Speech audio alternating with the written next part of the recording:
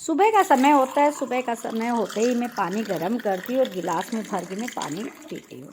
और ये पानी पूरे दिन मुझे बहुत ही ताकत देता है, क्योंकि मानसिक रूप से और शारीरिक रूप से आपको मेटल के जो बर्तन होते हैं ना, वो बहुत ही ज़्यादा सकारात्मक शक्ति देते हैं। तो देखिए, आज मैं आपको दिखाती हूँ कि किस तरीके से लोग बाग यही डरते हैं, अगर हम पीतल के और तांबे के बर्तनों को इस्तेमाल करेंगे तो भाई इनको साफ कौन करेगा, और इनको कैसे प्रयोग में लाया जाता है ताकि ये चमकते रहे।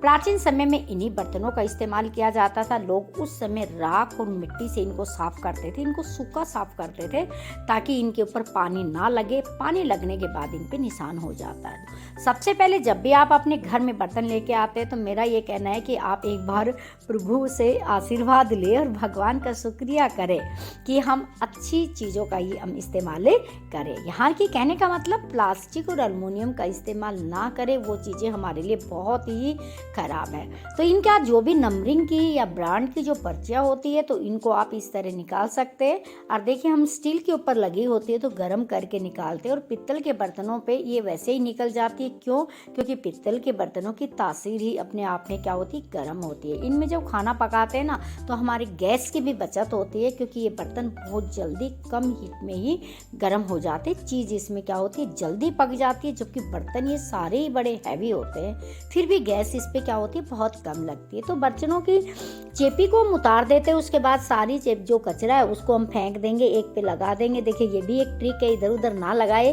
पहले आप हाथ पे लगा लीजिए, फिर पॉलीथीन पे लगा दीजिए, फिर इनको फेंक दीजिएगा। इसका काम यहीं पे खत्म हो जाता है। उसके बाद जो भी बर्तन हम खरीदते हैं तो सबसे पहले हमें ये करना होता है कि उनको अच्छे तरीके से हमें साफ करना होता है। आप जो भी घर में धोने के लिए बर्तन बार है, लिक्विड है, जो भी कुछ है, आप उससे इनको अच्छे से साफ कीजिएगा, क्योंकि इनके ऊपर बनाते समय जो केमिकल लगा होता है, तरह तरह के लोगों के हाथ लगे होते हैं, कोई बैक्टीरिया कुछ भी हो सकता है। तो सबसे पहले रगड़ कर आप साफ पानी से इनको धोइएगा। जब तक मैं आपको बताती हूँ, प्राचीन समय में जो लोग गरीब होते थे वो मिट्टी के बर्तन इस्तेमाल करते थे, उससे थोड़े से लोग सही थे, वो लोहे के बर्तन इस्तेमाल करते थे। फिर पित्तल आया, तांबा आया, और बड़े लोग थे ना वो सोने चांदी के बर्तन इस्तेमाल करते थे। लेकिन कोई भी एल्युमिनियम और कोई भी प्लास्टिक इस्तेमाल नहीं करता था, इसलिए लोग बीमार नहीं होते थे। आजकल हम ये सोचते हैं कि इनकी सफाई कौन करेगा, इनमें वजन ज़्यादा होता है। हम सब ने इनको उठाकर एक तरफ छोड़ दिया और प्लास्टिक और किस पे आ गए, एल्युमिनियम के आ गए। उतनी ही लाइफ हमारी हल्की हो गई है। हम भी ऐसे ही हो गए, कभी भी बीमार हो जाते, कभी भी बच्चे बीमार हो जाते। तो मेरा ये मानना है कि दोबारा से हमें प्राचीन जो हमारी जीवन शैली थी उसका फॉलो करना चाहिए।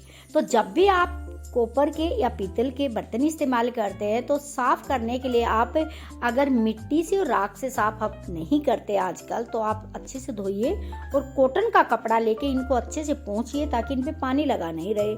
अगर पानी लगा नहीं रहेंगे तो ये चमकते रहेंगे, नहीं तो इन पे निशान पड़ जाएगा।